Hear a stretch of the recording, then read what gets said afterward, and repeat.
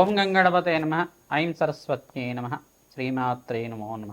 Yeah దేవీ సర్వభూతేషు మాతృరూపేణ సంస్థితా నమస్తస్యై నమస్తస్యై నమస్తస్యై నమో నమ. ఓం నమ శివాయ. శివాయ గురవే నమ. క్లీం కృష్ణాయ గోవిందాయ గోపీజనవల్లభాయ శ్రీకృష్ణ పరబ్రహ్మణే పరంజ్యోతిషే నమ. క్రీం క్రీం మహాకాళికాయ నమ. ఓం నమో భగవతే కాళభైరవాయ నమో నమ. శ్రీరామ జయ రామ జయ జయ రామ రామాయ నమో నమ. జయ గురు దత్తాత్రేయాయ నమ. రామ్ దత్తాత్రేయాయ నమ. యూట్యూబ్ ప్రేక్షకులకందరికీ కూడా నమస్కారం అండి. నేను పాలపర్తి గురునాథ శర్మ, జ్యోతిష్యం వాస్తు సిద్ధాంతిని. మీకంతా కూడా గోచారీత్యా గ్రహాల యొక్క స్థితిగతి కలియిక వాటి ప్రభావం అంతా కూడా విశ్లేషణ చేయడం జరుగుతుంది. ప్రధానంగా చూసుకుంటే ఈరోజు చెప్పబోయే టాపిక్ ఏంటంటే ఈ యొక్క రాహుకేతు ప్రభావం వల్ల జాతకరీత్యా జన్మజాతక వశాత్తు కొంతమందికి అంతా కూడా రాహుకేతులు ఈ స్థానంలో ఉంటే కనుక దోషకారిగా ఉంటారు. ఏ స్థానాలు అని చెప్పేసి అంటే ప్రధానంగా చతుర్థ స్థానము, అష్టమ స్థానం అని చెప్పేసి అంటారు. జాతకరీత్యా ఎవరికైతే కనుక ఈ స్థానంలో రాహువు కానీ కేతువు కానీ సంచారం చేస్తుంటాయి లగ్నవశాత్తు, దాన్నంతా కూడా చతుర్థ స్థానంలో రాహువు కానీ కేతు కానీ సంచారం చేస్తే ఏ లగ్నమైనా ఉండొచ్చు, ఏ రాశి అయినా కావచ్చు, ఎవరైనా కానీ దీనికి ఆ దోష ప్రామాణికం అనేది చెప్పడం జరుగుతుంది. ఏంటిదంటే దానికి చతుర్థ స్థానంలో అయితే కనుక మాతృమూలకమైన పితృశాపం, మాతృమూలకమైన పితృదోషం అని చెప్పేసి, మరి అష్టమ స్థానంలో రాహు కానీ కేతువు కానీ సంచారం చేస్తుంటే దాన్ని స్త్రీ శాపం అని చెప్పేసి దాన్నంతా కూడా ప్రామాణికంగా చెప్పడం జరుగుతుంది. ప్రధానంగా చూసుకుంటే ఈ యొక్క అష్టమ స్థానంలో కేతు సంచారం చేసిన, ఈ యొక్క చతుర్థ స్థానంలో రాహు సంచారం చేసిన దాన్ని పితృదోషం కింద అంటారు. మరియు చతుర్థ స్థానం అంతా కూడా మాతృమూలకమైన స్థానం అని చెప్పడం జరుగుతుంది. అష్టమ స్థానం అంతా కూడా దీర్ఘ సుమంగళ యోగము, సౌభాగ్య స్థానము, అష్టమ స్థానం అనేది ఆయుస్థానం అని చెప్పేసి చెప్పడం జరుగుతుంది. ఆకస్మిక ధనలాభాన్ని ఇచ్చే స్థానంగా చెప్తుంది, మరియు ఆకస్మిక ధన వ్యయాన్ని ఇచ్చే స్థానంగా చెప్పడం జరుగుతుంది. కర్మ ఫలితాన్ని అనుభవించే విధంగా చేసే స్థానంగా చెప్తుంది. ఈ యొక్క స్థానాలను బట్టి ఫలితాలు అనేది మారుతూ ఉంటాయి అన్నమాట. ఈ యొక్క లగ్నవశాత్తు మీరు చూసుకోవాల్సి ఉంటుంది. మేషాది ద్వాదశ రాశుల వాళ్ళకి ఇప్పుడు చెప్పబోయే టాపిక్ ఏంటంటే స్త్రీ శాపం కానీ మాతృమూలకమైన పితృదోషం కానీ ఉంటే కనుక, మాతృమూలకమైన పితృదోషం కానీ మాతృమూలకమైన మాతృశాపం కానీ ఉంటే కనుక ఈ యొక్క జన్మజాతకంలో మీకు అంతా కూడా ఆలస్య వివాహం అవడం కానీ, లేకపోతే ఆలస్య సంతానం అవుతుండడం కానీ, ఈ యొక్క ఎదుగుదల లేకపోవడం కానీ, వృత్తిలో కానీ ఉద్యోగంలో కానీ ఎంత ప్రయత్నం చేసినా అనుకున్న స్థాయిలో ఎదుగుదల లేకపోవడం, ఆర్థికంగా కుంగిపోవడం, ఆర్థికంగా నష్టపోవడం కానీ జరుగుతూ ఉండడం, ప్రధానంగా ఆస్తి నష్టం పోవడం మీకంతా కూడా జరుగుతూ ఉంటుంది. ప్రధానంగా స్థిరాస్తి అంతా కూడా ఎంత ప్రయత్నం చేసినా కొనుక్కోలేకపోవడం, గృహయోగం అంతా కూడా ఎంత ప్రయత్నం చేసినా కొనుక్కోలేకపోవడం, భూ సంపద అంతా కూడా ఎవరి చేతిలో మీరంతా కూడా నష్టపోవడం అనేది జరుగుతూ ఉంటుందన్నమాట. ఎవరి వల్ల అయినా కానీ స్త్రీ శాపం కానీ ఇవన్నీ ఉంటాయి కనుక దీన్ని ప్రామాణికంగా అంతా కూడా జాతకరీత్యా ఉండే దోషాలకంతా కూడా జ్యోతిష సిద్ధాంతాలతో మీ జాతకాన్ని అంతా కూడా జన్మ జాతకాన్ని విశ్లేషణ చేయించుకోవాలి.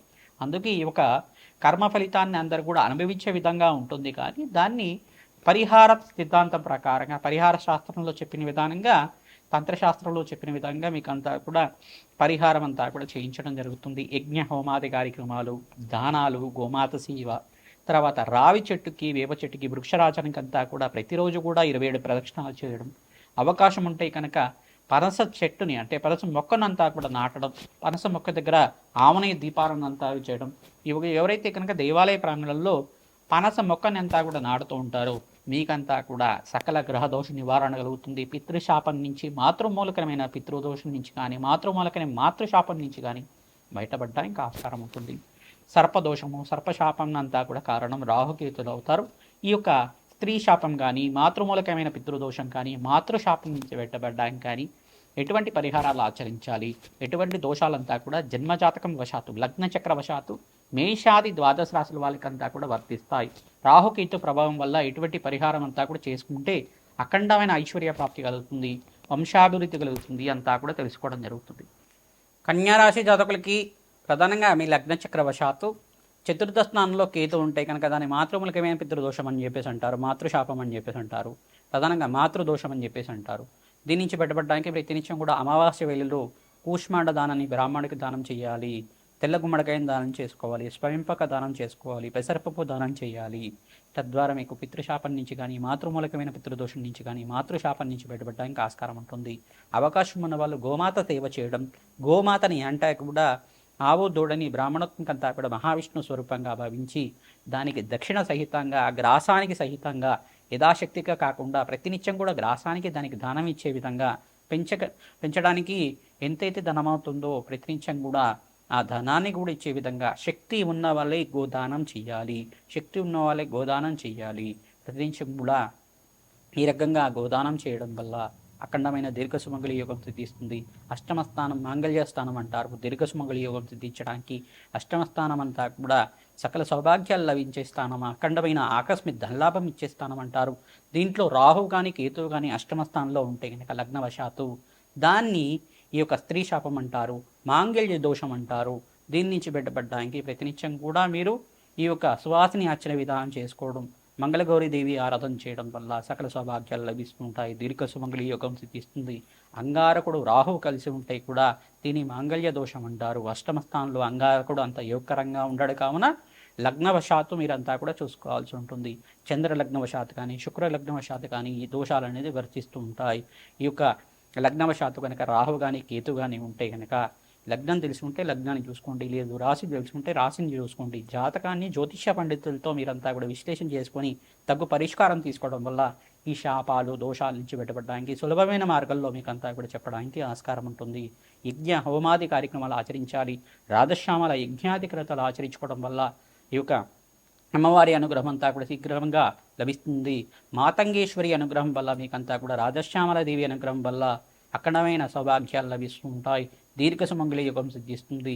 సువాసిని వచ్చే విధానంలో మీరంతా కూడా శనగలు వాయనం చేయడం, పూతాంబులం పండుతాంబులం అంతా కూడా ఇవ్వడం వల్ల అఖండమైన దీర్ఘ సుమంగళి యుగం సిద్ధిస్తుంది. ప్రతినిత్యం కూడా పసుపు కొమ్ముల మానంతా కూడా అమ్మవారికి అలంకరణ చేస్తూ ఉండాలి. ఈ యొక్క మహాగణపతికి కూడా పసుపు కొమ్ముల మానంతా కూడా అలంకరణ చేయడం వల్ల మీకంతా కూడా సకల విఘ్నాలు తొలగిపోతాయి, సకల సౌభాగ్యాలు లభిస్తాయి. అఖండమైన రాజ్య సంపదలు రాజశ్యామల అనుగ్రహం వల్ల, అమ్మవారి అనుగ్రహం వల్ల లభిస్తూ ఉంటుంది. అఖండమైన ఐశ్వర్య ప్రాప్తి కలుగుతుంది, సకల సౌభాగ్యాలు లభిస్తూ ఉంటాయి. ప్రతినిత్యం కూడా దేవి ఖడ్గమాల స్తోత్రాన్ని ఆవనేనంతా కూడా ఈ యొక్క రావి చెట్టు ప్రాంగణంలో వెలిగించి అక్కడ దేవి ఖడ్గమాల స్తోత్రాన్ని పఠనం చేస్తూ ఉండాలి. 27 ప్రదక్షిణాలు ప్రతినిత్యం కూడా చేసిన వాళ్ళకి అఖండమైన సౌభాగ్యం లభిస్తుంది. సర్వశాపాల నుంచి బయటపడడానికి ఆస్కారం ఉంటుంది. శ్రీమాత్రేమ. మేషాది ద్వాదశ రాశుల వాళ్ళకి ప్రధానంగా చూసుకుంటే చతుర్థ స్థానం గృహయోగం కోసం చెప్తుంది, స్థిరాస్తి కోసం, భూసంపద కోసం చెప్తుంది, మరియు ప్రధానంగా చూసుకుంటే స్థిర ఐశ్వర్యం కోసం కూడా చెప్తూ ఉంటుంది. అంటే పితృదేవతలకు ప్రీతికరంగా పితృ ఆర్జితం అంతా కూడా పూర్వీకులు ఆర్జించిన ఈ యొక్క ఆస్తి స్థిరాస్తి లభించాలన్నా చతుర్థ స్థానము అష్టమ స్థానం చాలా బాగుండాలన్నమాట. ఈ స్థానాలు కనుక రాహు కానీ కేతు కానీ క్రీతీకృతమై లగ్నవశాతం ఉంటే కనుక దానికి మాతృమూలకమైన పితృదోషం కానీ మాతృమూలకమైన మాతృశాపం కానీ లభించడానికి ఆస్కారం ఉంటుంది. ప్రధానంగా అష్టమ స్థానం ఆయుస్థానం అంటారు. దాన్ని అంతా కూడా మాంగళ్య స్థానము, దీర్ఘ సుమంగళి యోగం కోసం చెప్పే స్థానం అని చెప్పేసి అంటారు. స్త్రీలకి విశేషంగా ఈ స్థానాల్లో అంతా కూడా రాహువు ఉంటే కనుక దీన్నంతా కూడా స్త్రీ శాపం అంటారు. పురుషులకు కూడా స్త్రీ శాపం వర్షించడానికి ఆస్కారం ఉంటుంది. ప్రధానంగా ఈ యొక్క అష్టమ స్థానంలో అంగారకుడు రాహువు కలిసి ఉంటే కనుక దాని మాంగళ్య దోషం అంటారు. అంగారకుడు కేతు కలిసి ఉంటే కనుక స్త్రీ శాపము మాంగళ్య దోషం అంటారు. దీని నుంచి బయటపడడానికి ప్రతినిత్యం కూడా సువాసిని ఆచరణ విధానం ఆచరించడం, ప్రతినిత్యం కూడా దేవతా కళ్యాణం ఆచరిస్తూ ఉండాలి.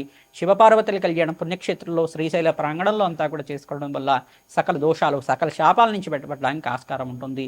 సుబ్రహ్మణ్య స్వామి కళ్యాణం అంతా కూడా కృత్తిక నక్షత్రం షష్ఠి తిథి రోజు మంగళవారం వేళల్లో కానీ ప్రతినిత్యం కూడా గురువారం వేళల్లో కానీ ఈ యొక్క కళ్యాణం సుబ్రహ్మణ్య స్వామి కళ్యాణం అంతా కూడా ఆచరించడం వల్ల సకల శాపాల నుంచి బయటపడడానికి సకల దోషాల నుంచి బయటపడడానికి ఆస్కారం ఉంటుంది.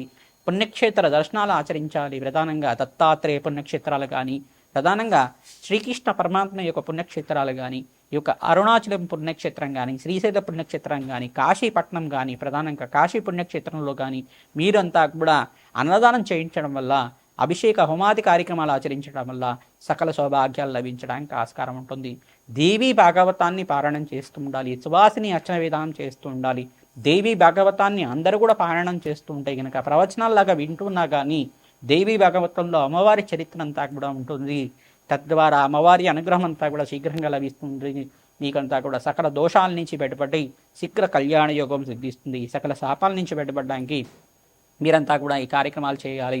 ప్రధానంగా శాంతి హోమాది కార్యక్రమాలు చేయాలి. ప్రధానంగా రాజశ్యామల యజ్ఞాధికృతులు, మాతంగేశ్వరి మూలమంత్ర జపాలు, తర్వాత బగలాముఖి శాంతి హోమాది కార్యక్రమాలు, కమలాత్మికాదేవి మూలమంత్ర జపాలంతా కూడా ఆచరించడం వల్ల జన్మజాతకంలో ఎటువంటి ప్రబలమైన దోషాలు ఉన్నా కానీ పరిహారం అవడానికి ఆస్కారం ఉంటుంది. శ్రీమాత్రే నమః.